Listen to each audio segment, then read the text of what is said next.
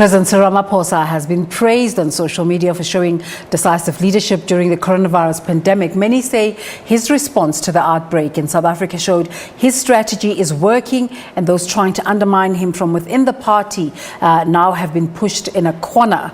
Political analyst Levy Ndou joins us now via Skype to talk about President Ramaphosa's perceived decisive leadership. A very good morning to you, Mr. Ndou. Our reality now, conversations only over Skype in terms of the lockdown. It's a reality. Everybody saying the president is showing good leadership during this pandemic. Do you have a similar sentiment? Good morning, Desiree. Good morning. Indeed, this is the real world of technology, and there is nothing else that we can do. This is what society is actually taking to. But it's important to note that President Ramaphosa has actually done a very tremendous work, especially when you look at the trend and the processes that he actually embarked on before announcing the lockdown. Look, it is for the first time that all political parties and all politicians and all the leaders in South Africa, religious groups, traditional leaders, would all rally behind the vision of the leadership of the country. And it is not a very easy decision to take, especially when you have to advise people and convince people to stay at home, to abandon their daily lives. But we have actually seen Ramaphosa saying that I need to take a lead, to start by convincing my peers in government, convincing my opponents or my colleagues in different political parties in order for all of us to move in the same direction. So the president, in his announcement yesterday, commended South Africans for how they really rallied behind him in this time of lockdown and the restrictions that have been given. But in terms of the leadership side, a lot has been said about party politics, how his comrades undermine him within his party. Is it likely that going forward there will be a display of more decisiveness and a taking of more tougher decisions? Has this helped the president's position? I think, first of all, this is a matter of life and death.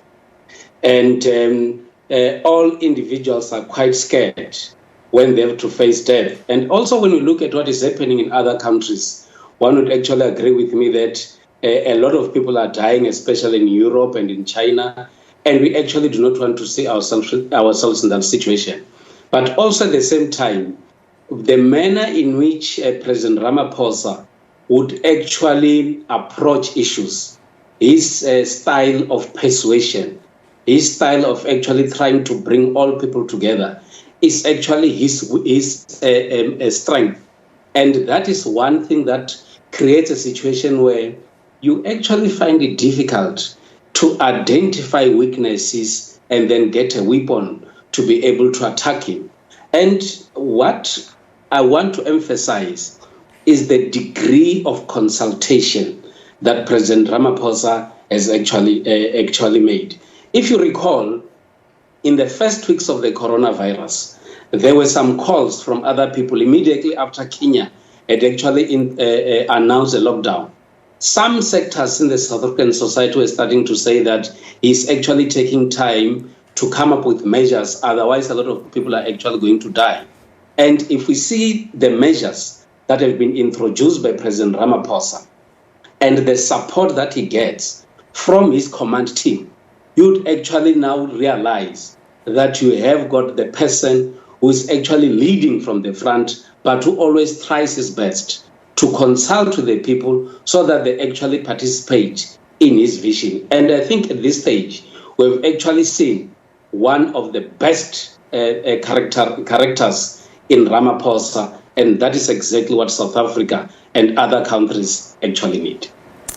How will the South African Parliament take advantage of the lessons that are being learned in this time of collaboration and take that forward in terms of making decisions in Parliament. Right now, MPs are calling for Finance Minister Tito Mboweni to review his budget, as all the things he stated in his budget will no longer be relevant post-lockdown time. Are these the kind of conversations we're going to now start to have? I think, first of all, there are some advantages with the coronavirus in South Africa. One of the advantages that I've identified with the scourge of coronavirus is that it is possible for our leaders across political parties to be able to work together and become successful. It is possible for political parties to respect and recognize the leadership that is elected by the people and actually follow and support what the leadership is actually coming up with. And another aspect for me, another lessons with the coronavirus is that South Africa has the potential and the capacity to deliver on services. Look at the response by the South African government in terms of providing services to the poor communities, the supply of water, the supply of shelters for the homeless, and also the provisioning of basic needs like food. That is what we actually need from our politicians to come together and say, if we work together, we are able to achieve a lot of things. But indeed, President Ramaphosa and his leadership are having sleepless nights. One, in the sense that they must be able to rebuild the economy beyond the lockdown. They must also be able to ensure that the lives that we are trying to preserve are actually being preserved, and these people must actually make a difference beyond the coronavirus. And what I see is that, obviously, you need all the different ministers to come together and redirect their energies in ensuring that the lost ground in the past month or in the month of April is actually being recovered and the economy is able to stand up on its feet.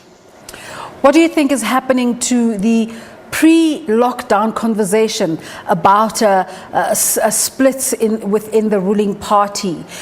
Do you get a sense that there's now a united effort to stem the spread of COVID-19? The focus for everybody, whether you are for or against Ramaphosa, or whether you did not support Ramaphosa or not, is to deal with the fundamentals. And the fundamentals now is to ensure that South Africans, under the leadership of government led by President Ramaphosa, we have to save lives. And those that will actually be focusing on factions and trying to divide the party are the very same people that are not relevant in what is actually happening today. But the lessons for the ANC for me would be to say it works better for the ANC and ordinary citizens if those that are within the ANC show an element of support and respect for those that are in leadership positions, because that will actually create a setup where we are able to move forward as the ANC and as a nation. But for me, good lessons have been learned from those that are in government and different political parties, that what is fundamental is working together and ensuring that lives of ordinary citizens change and actually change for the better. Previously, we've had criticism of the president in the past of not being available when the nation needs him. Do you think going forward this perception will have changed? It is important for South Africans to learn when is it necessary for the president to speak, and when is it necessary for the president to go when people are needed. For an example, Desiree, we've had a lot of instances where as a community in one other area would have a problem with the council or with the councillors or with the municipality.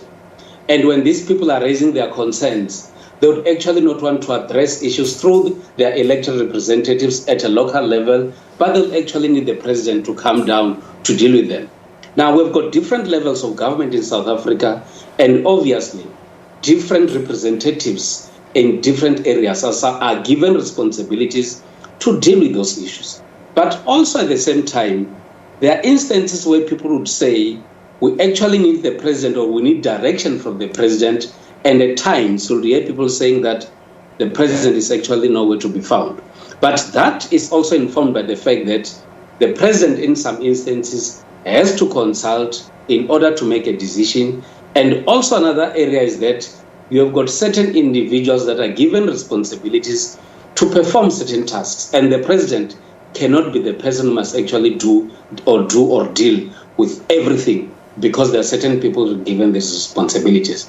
But in the current setup, this is a matter of life and death, and this is a matter that requires bold leadership.